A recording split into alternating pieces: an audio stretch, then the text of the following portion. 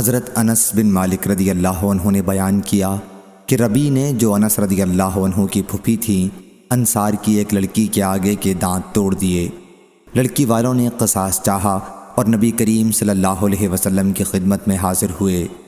حضور صلی اللہ علیہ وسلم نے بھی قصاص کا حکم دیا۔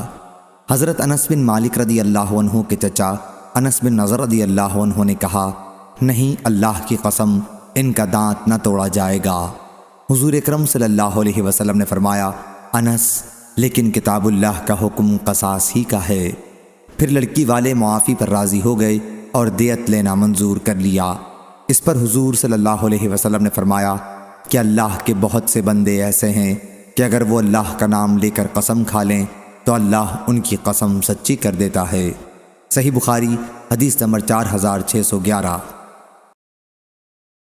سفیان ثوری نے بیان کیا، ان سے اسماعیل بن ابی خالد نے، ان سے شعبی نے، ان سے مسروق نے کہ ان سے عائشہ رضی اللہ عنہا نے کہا، جو شخص بھی تم سے یہ کہتا ہے کہ اللہ تعالیٰ نے رسول اللہ صلی اللہ علیہ وسلم پر جو کچھ نازل کیا تھا اس میں سے آپ نے کچھ چھپا لیا تھا تو وہ جھوٹا ہے۔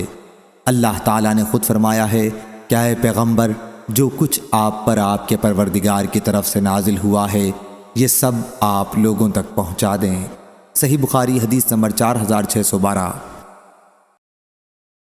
ہشام نے بیان کیا، ان سے ان کے والد نے اور ان سے حضرت عائشہ رضی اللہ عنہا نے کہ آیت اللہ تم سے تمہاری فضول قسموں پر پکڑ نہیں کرتا کسی کے اس طرح قسم کھانے کے بارے میں نازل ہوئی تھی کہ نہیں، خدا کی قسم، ہاں خدا کی قسم۔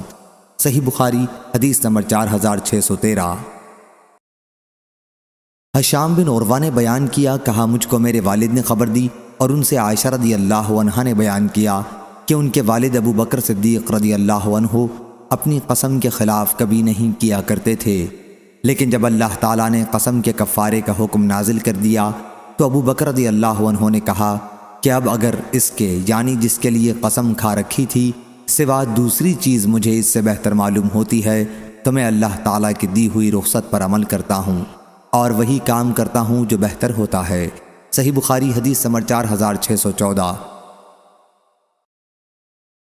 خالد بن عبداللہ طحان نے بیان کیا، ان سے اسماعیل بن ابی خالد نے، ان سے قیس بن ابی حازم نے اور ان سے عبداللہ بن مسعود رضی اللہ عنہ نے کہ ہم رسول اللہ صلی اللہ علیہ وسلم کے ساتھ ہو کر جہاد کیا کرتے تھے اور ہمارے ساتھ ہماری بیویاں نہیں ہوتی تھیں۔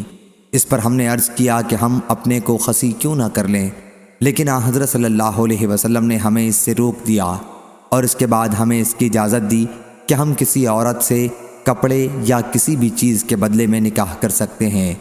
پھر عبداللہ رضی اللہ عنہ نے یہ آیت پڑھی، اے ایمان والو، اپنے اوپر ان پاکیزہ چیزوں کو حرام نہ کرو جو اللہ نے تمہارے لیے جائز کی ہیں۔ صحیح بخاری حدیث نمبر 4615۔